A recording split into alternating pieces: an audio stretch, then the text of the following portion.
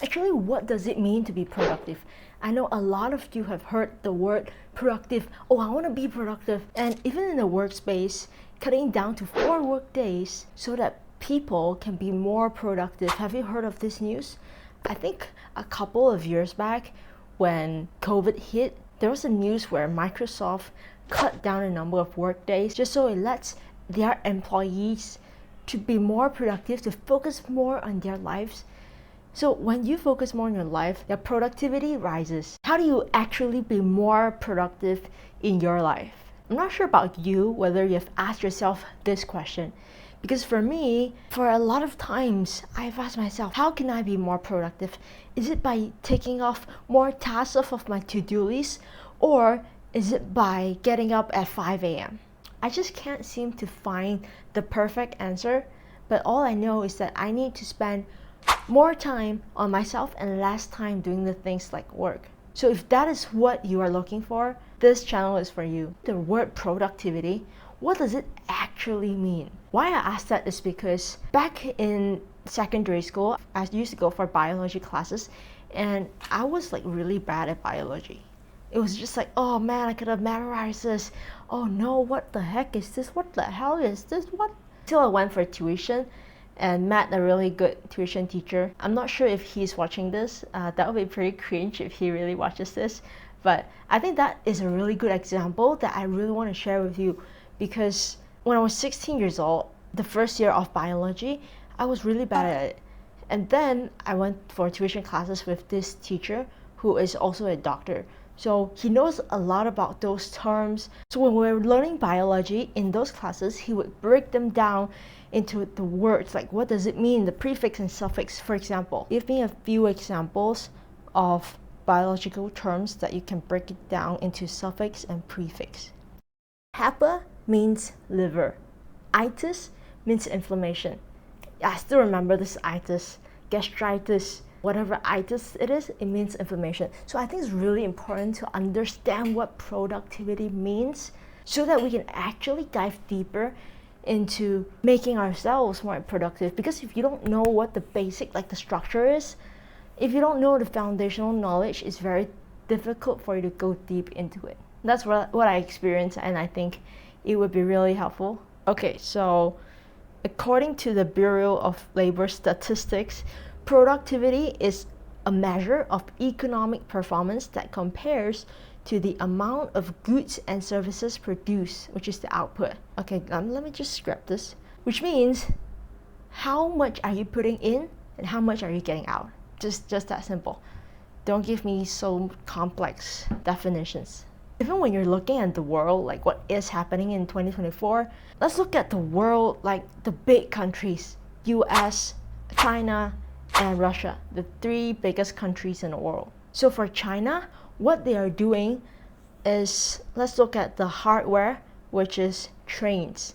They can almost go to each and every place in such a big country in China. And right now they are improving the productivity, the efficiency of trains so that it goes even faster. Each and every single year, every company, every country, every industry aims to increase their productivity so that I can put less in and get more out.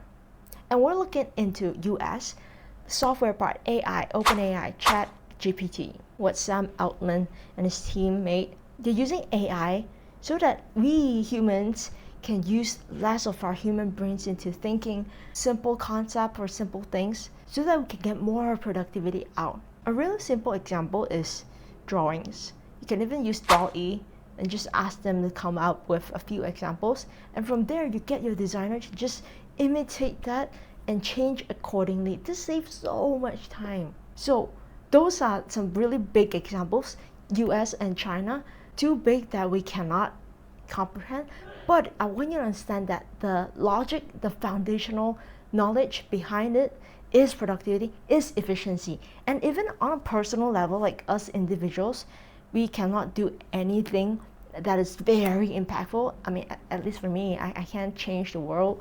But what I can do is that we can make our lives better. We can make our lives easier, more productive, so that we have more time to spend with our children, to spend with our friends, to do the things that we enjoy and spend less time on work. That is the most important point. So let's dive deep into how do we actually do it.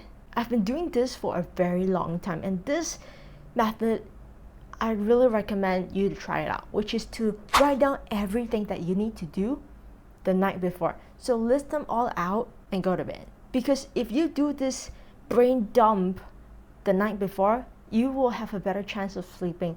And when you wake up the next morning, immediately, whether you feel like doing it or you don't feel like doing it, you know, okay, 1, 2, 3, 4, 5. This is what I need to do today.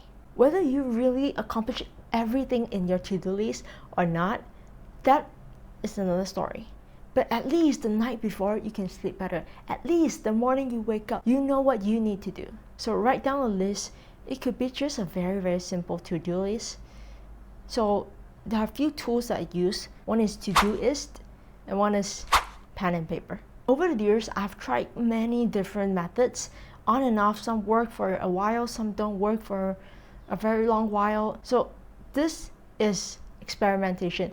And maybe over the years, you will change. You will have difference in values. You will have different feelings into what makes you more productive and what doesn't.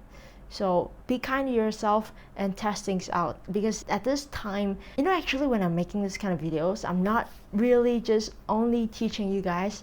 At the same time, it is also a reminder to myself that I need to keep trying. So if you're watching this and you are struggling with productivity, know that we are in this together. So click the like and subscribe button and join me on this journey, because we will be together. I know to-do list sounds like it's like a super boring, super old-fashioned way, and it does not work. So continue watching, because it is also through my experience that I figured out actually to-do list, it is good. But to me, it doesn't work as well as I wish it does. So on top of making to-do list, I need you to copy this down, like take a book, take an iPad, a paper, whatever that may be. Write this down. Use your to-do list, combine it with Eisenhower matrix.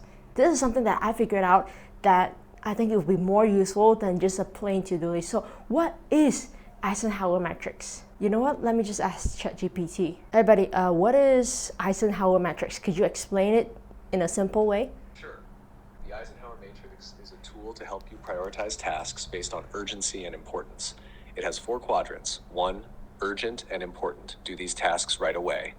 2, important but not urgent. Schedule these tasks for later. 3, urgent but not important. Delegate these tasks to someone else if possible. 4, not urgent and not important.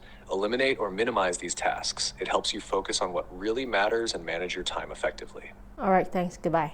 Okay, so that is Eisenhower matrix, because whenever we do a to-do list, for my case, whenever I make a to-do list, it's like a whole damn long list that I just feel super overwhelmed.